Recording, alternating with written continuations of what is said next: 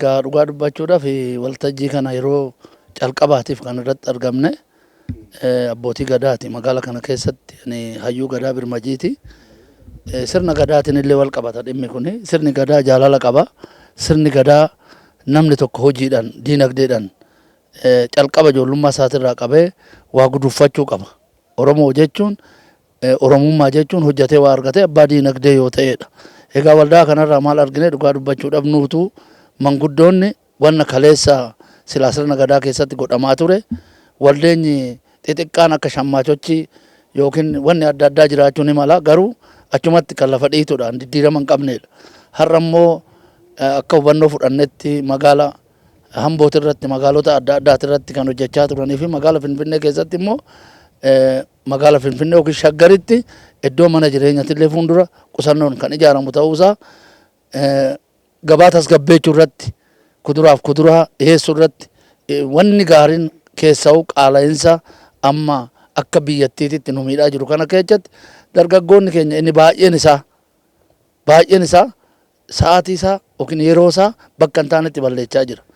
Garuu amma muuxannoo amma nu arganneen ijoollee keenya irratti gallee ganda keenya irratti gallee waldeenyi caffee jedhamee peelisiidhaan yookiin immoo itti gaafatamummaan murtaa'e jedhamee kan dhaabbate kun kaayyoo guddaa kan qabuu fi kan siyaasa irraa illee bilisa ta'e kan hojii qofa irratti xiyyeeffate biyya Oromiyaa irratti oduu hin taane akka biyyaatitti kan hundaa'e ta'uusaa hubannee gammachuu kanan jenneetu nutti dhaga'ame.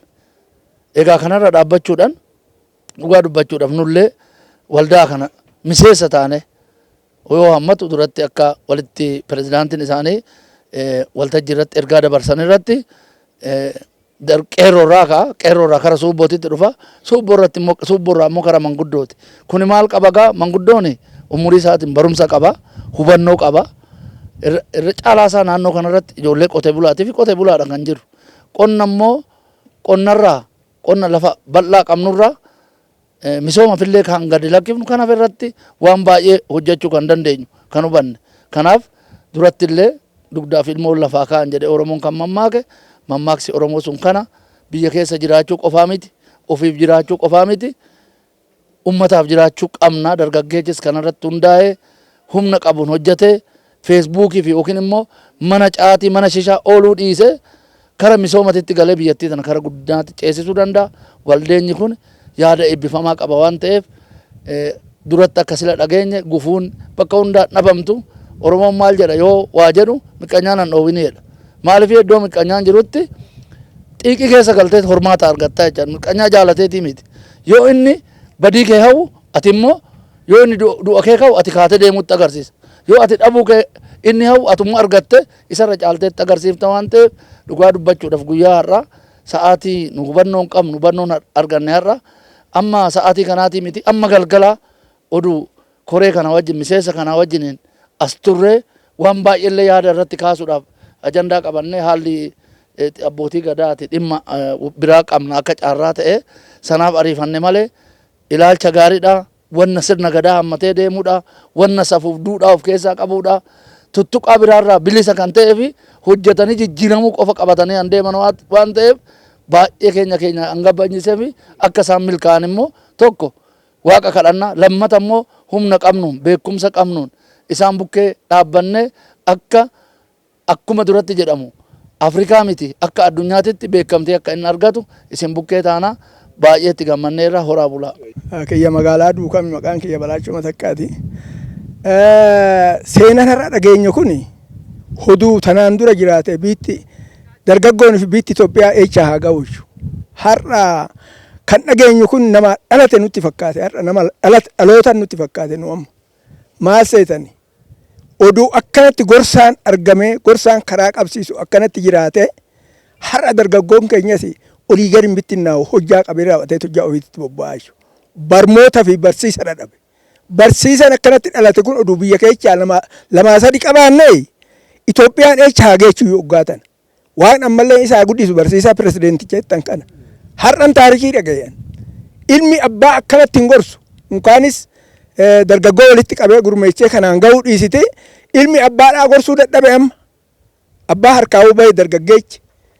Har'a gorsaan kun akka alamiititti fudhadheen akka alamiititti alamii keessatti nama mul'atu namni kun har'a maal jedhe hoggaama jammaraa kaasu qubni tokkichi kun qubni afran hodhoo inni balleechaa deemaa jedhe akkasan keessa namaa keessa kan jiru kan dhalate hundi tokko hin ta'u minaalbaata sammuu hoo akkanatti gorsanii karaatti deebisanii hiriyaa gorsee beekan immoo akkanatti walitti qabee gadi qabsiise amma magaalaa duukamirratti har'an nagayani kana har'a gorsaan akkana beekan akkana dhufee akka sammuu nama tuqutti akkanatti himuu kana dhugaan isiniin jedha baay'een itti gammade seenaa zalaalamiin naa ta'e seenaa zalaalamiin ammalleen dargaggoo duukam akkanumatti walitti nuu qabanii bulchiisa magaalaa ajajanii dargaggeecha walitti qabanii seenaa akkanaa kana sirriitti sammuutti fudhatee karaa hojjaayitti akka galu godhuudha dargaggeecha gorsaadha dhabee jira. Moocarra taa'aa oola dargaggeechi dhugaan isiniin jedha moocaa gubbaarra daradaramee oola dargaggeechi har'a hojjeteen quufne kan hojjetee too kun biyya hunda kutee bira ga'u moocaa gubbaa taa'aa oola kana walitti qabanii karaa badiitti irraa isin deebi'a namni beehoo dhageechuu itti darban hudduu darban jedha Oromoon hoo waa darbatan waa jala garagalan hoo waa ol kaawwatan waa hubatan hoo waa ol kaawwatan waa yaadatan hoo waan ol kaawwanne hoo akkanumatti hafanii akka ruumecha gololo irratti hafeessan ta'uu jechuudha. Duratti mammaaksi ka'ee jira. Ammas nu an akka seenatitti natti mul'ate yaanni har'a duukamirratti ka'e kun oduu nu jalaa taqaarraxuu baate daa'imti teenya ijoolleen teenya dargaggoon teenya kan akkanatti duukam faabirikaa alamii faabirikaa kan qabe kun faabirikaa san keessa isa dhabee dhuruma keessa taa'e afamee taa'u nama meeqa galgala kan wal saamu nama meeqa kuni kana keessa hin hafaa hoduu akkanatti walitti nuu qabdanii namni hubannoo wayii fudhata wal jalatti waa fudhachaa deema akkanumatti gadi nuu qabdanii gorsitanii raawwattanii ijoollee karaa akka nuu qabsiistanii nulleen isin cinaa jirra gorsi har'a isaan bichaa moti nuu sammuutti fudhan gorsa har'a dhageenya kana sammuu keenya keessa seeni dhugaan isiniin jedhaani an akkanaan argine ilmi kun nugusni akkanatti gadi qabeen gorsini daa'ima dhugaan isiniin jedha innaa ammas rabbi mucaa kana haa guddisu akkuma kanatti bulchiisa magaalaa wannoo nu jedhaatiin nus isin cinaa jenna lafa qabsiisnee gorsinee raawwannee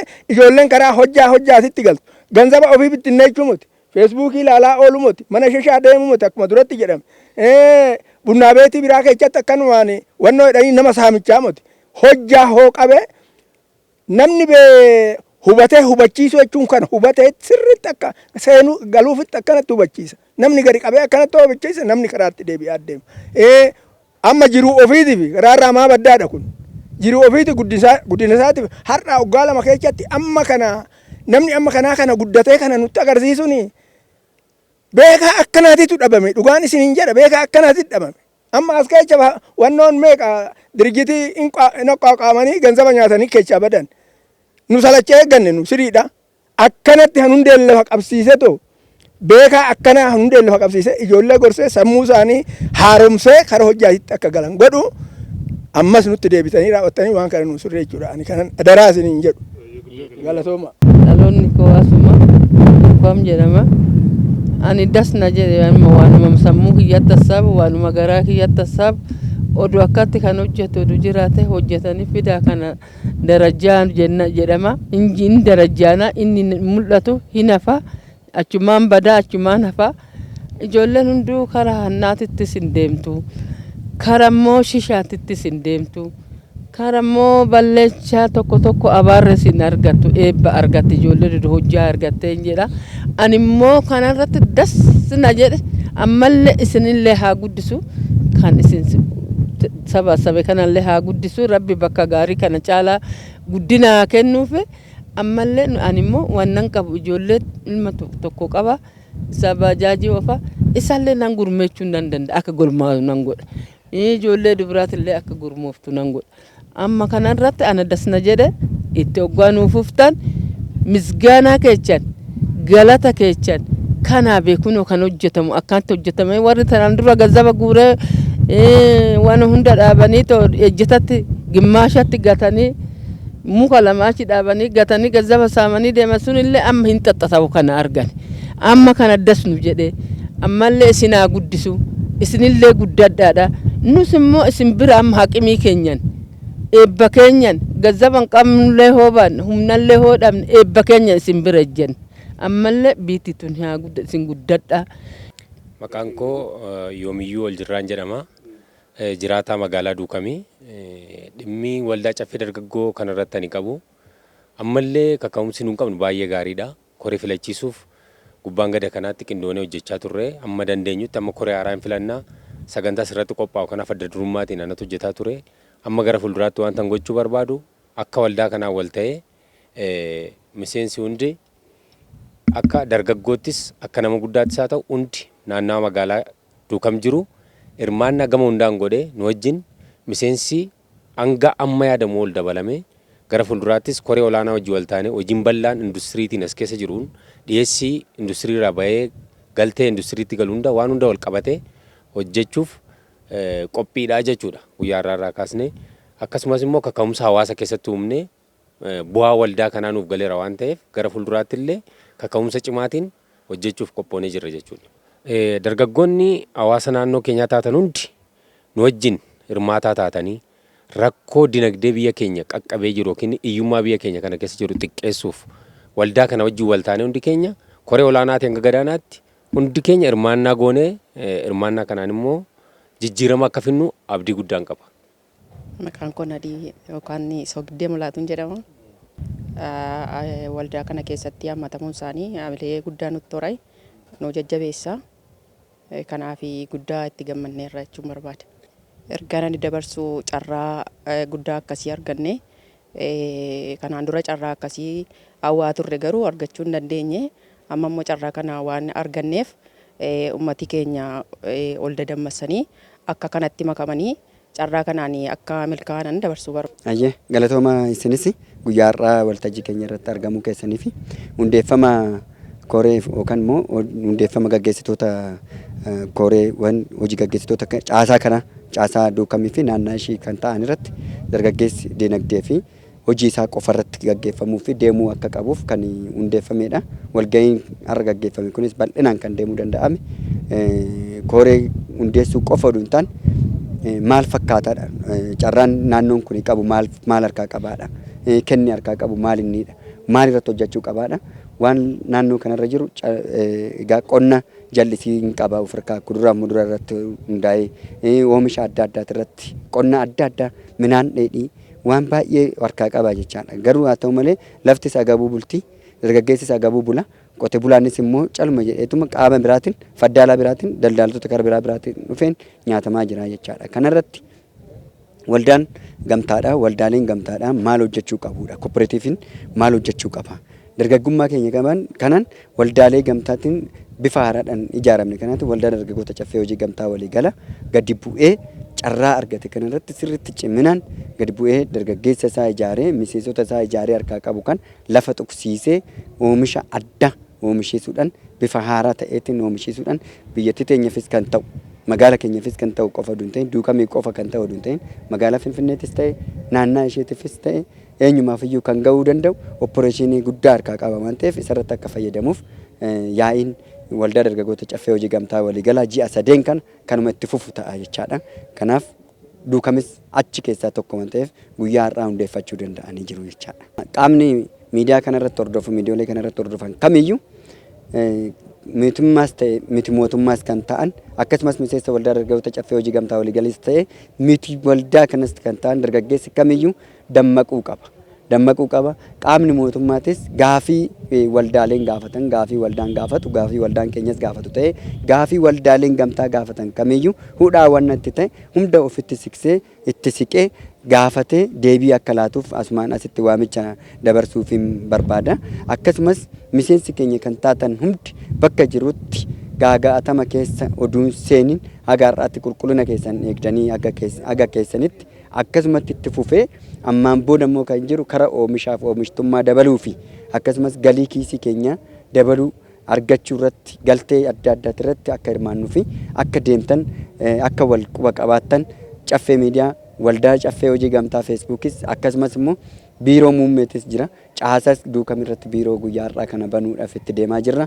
Kanaaf walitti dhuftanii walitti dhiyaattanii waliin taanee waliin mari'annee wanni godhamu hunduu hin badu waan ta'eef walitti dhufnee iftoominaan rakkoo waloo keenyatti walaa mari'annu waliin haasofnu waliin furmaata laannu haa ijaaramnu qaamni mootummaa kamiyyuu nu bira dhaabbachuu qaba akka nu bira dhaabbattaniif waamicha koodha.